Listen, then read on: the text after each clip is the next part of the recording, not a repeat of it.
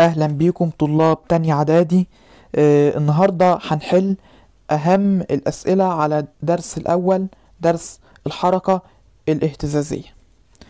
اول سؤال معانا: ماذا يحدث عند اقتراب جسم مهتز من موضع سكونه؟ احنا قلنا ان لما يقترب الجسم المهتز من موضع سكونه، كلما اقترب الجسم المهتز من موضع سكونه، ايه اللي بيحصل؟ تزداد سرعته. السؤال التاني معانا: مرور الجسم المهتز أثناء حركته بموضع السكون. يعني الجسم عندي بيبقى في موضع السكون. طب بيبقى في موضع السكون عندي، بتكون السرعة عندي مالها؟ بتكون السرعة عندي في موضع السكون أكبر ما يمكن، يبقى تصبح سرعته أكبر ما يمكن في موضع السكون. السؤال الثالث عندنا: زيادة سرعة كرة البندول بالنسبة لطاقة حركتها. طب هي طاقة حركتها كانت القانون بيساوي بتاعها ايه؟ نص الكتلة رمزها كاف في مربع السرعة عين تربيع. ده قانون طاقة الحركة. تمام. طاقة الحركة اتفقنا ان هي بتتناسب طرديا مع الكتلة ومربع السرعة. هو هنا قال لي زيادة سرعة كرة البندول، وقلت لك التناسب طردي، يبقى بالتالي زيادة طاقة حركتها لأن التناسب طردي. السؤال اللي بعد كده: اختر الإجابة الصحيحة. إذا كان تردد جسم مهتز 4 هرتز، ده التردد، يكون زمنه الدوري، وطالب مني الزمن الدوري. تمام. الزمن الدوري كان بيساوي مقلوب التردد. يعني ايه مقلوب التردد؟ يعني 1 على التردد. هيبقى 1 على التردد بكام؟ بربع. 1 على التردد عندي ب4. السؤال اللي بعد كده: جايب لي منحنى جيبي وطالب مني بيقول لي كم عدد الاهتزازات الكاملة. تمام. ازاي بنحسب عدد الاهتزازات الكاملة؟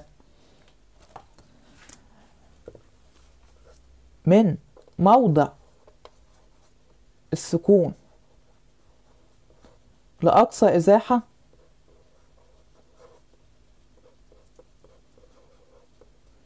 بتساوي ربع اهتزازة،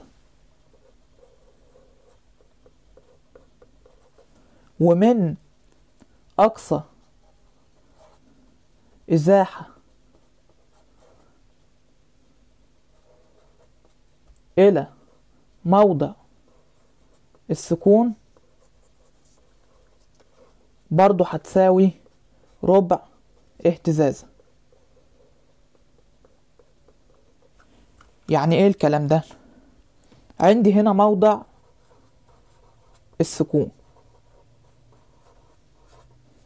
الجسم بدأ حركته من هنا، ابتدى يطلع وقف لأقصى إزاحة كده، دي عمل لي ربع اهتزازة لغاية هنا.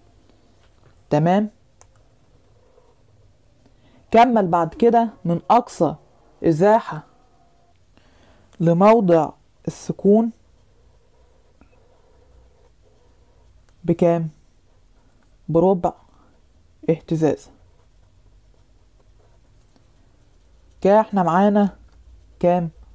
ربع زائد ربع لغاية هنا نص اهتزازة، وهكذا من موضع السكون لغاية أقصى إزاحة دي ربع اهتزازة، ومن أقصى إزاحة إلى موضع السكون دي ربع ازاحة، نقف هنا. هنا نص، ربع زائد ربع، وهنا نص، بقت اهتزازة كاملة. ادي اول اهتزازة كاملة. نعد تاني.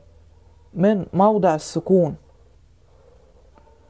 لأقصى ازاحة ربع اهتزازة، من أقصى ازاحة إلى موضع السكون ربع اهتزازة، من موضع السكون لأقصى ازاحة ربع اهتزازة، ومن أقصى ازاحة لموضع السكون ربع اهتزازة. نبتدي نعد: ربع وربع، نص، وربع وربع، نص، نص ونص، اهتزازة كاملة. ادي تاني اهتزازة. بعد كده من موضع السكون نفس الحكاية الى اقصى ازاحة ربع اهتزازة، ومن اقصى ازاحة الى موضع السكون ربع اهتزازة، كده بينا نص اهتزازة. من موضع السكون لاقصى ازاحة ربع اهتزازة، ومن اقصى ازاحة الى موضع السكون ربع اهتزازة. كده ربع وربع، نص، وربع وربع، نص، نص ونص، اهتزازة كاملة. يبقى عندنا كام اهتزازة؟ ادي اول اهتزازة، بعد كده تاني اهتزازة، بعد كده تالت اهتزازة.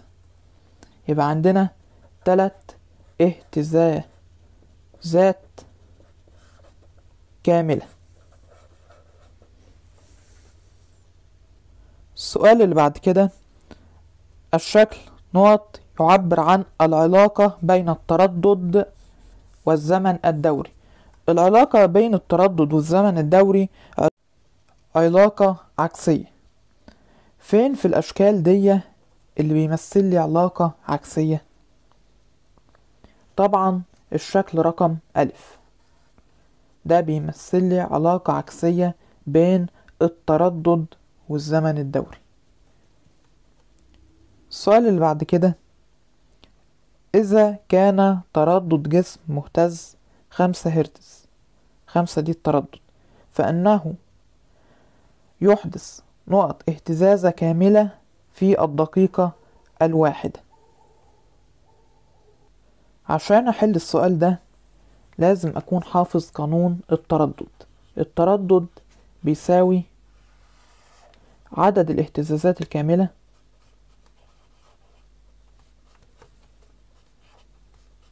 على الزمن بالثانية.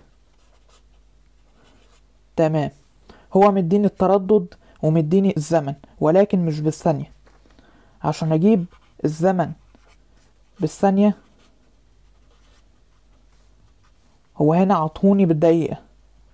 دقيقة واحدة في 60، بضرب في 60 عشان أحول الثانية، تبقى 60 ثانية. تمام، يبقى نعوض في القانون. التردد ب5 هتساوي عدد الاهتزازات الكاملة دي اللي أنا عايزها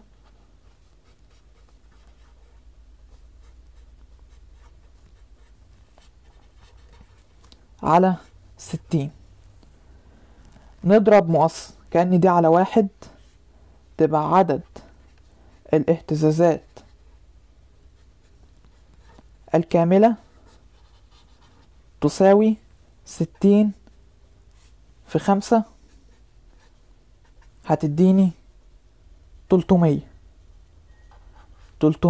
اهتزازة كاملة. يبقى نختار 300 في الاختيارات. بعد كده عندنا سؤال: اكتب المصطلح العلمي. أبسط صور الحركة الاهتزازية، طبعا دي كانت الحركة التوافقية البسيطة.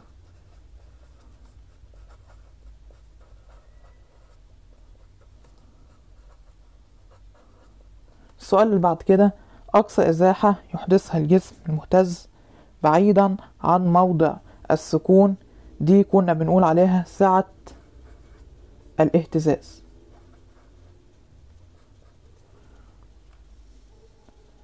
السؤال اللي بعد كده: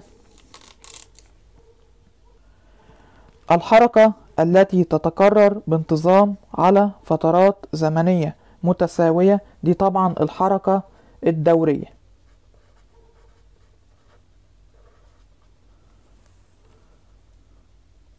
السؤال اللي بعد كده، الحركة التي يحدثها الجسم المهتز على جانبي موضع السكون بحيث تتكرر بانتظام على فترات زمنية متساوية دي طبعا على جانبي موضع السكون دي الحركة الاهتزازية.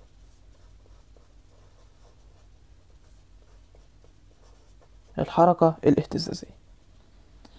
السؤال اللي بعد كده، المعكوس الضربي للزمن الدوري طبعا ده كان التردد.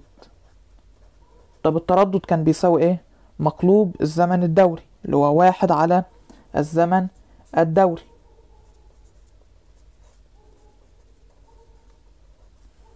وهكذا برضو المعكوس الضربي للتردد الزمن الدوري.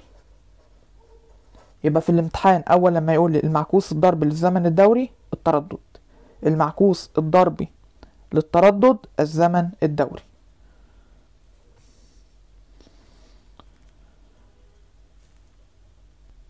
السؤال اللي بعد كده، علل. لا تعتبر الحركة الدورية لعقارب الساعة حركة اهتزازية. ليه؟ لأنها لا تتكرر على جانبي موضع سكونه. يبقى شرط عشان أقول إن الحركة دي حركة اهتزازية إن هي تكون بتتكرر على جانبي موضع سكونها. حركة متكررة مثل حركة البندول تتكرر حول موضع سكونها. السؤال اللي بعد كده، يقل التردد الجسم المهتز بزيادة الزمن الدوري. عندي يقل ويزداد، يبقى العلاقة بين التردد والزمن الدوري علاقة ايه؟ علاقة عكسية. اكتب له لأن العلاقة بين التردد والزمن الدوري علاقة عكسية. وبكده نكون انتهينا من حصتنا، حلينا أهم الأفكار اللي كانت على الدرس الأول الحركة الاهتزازية. أشوفكم على خير الحصة اللي جاية.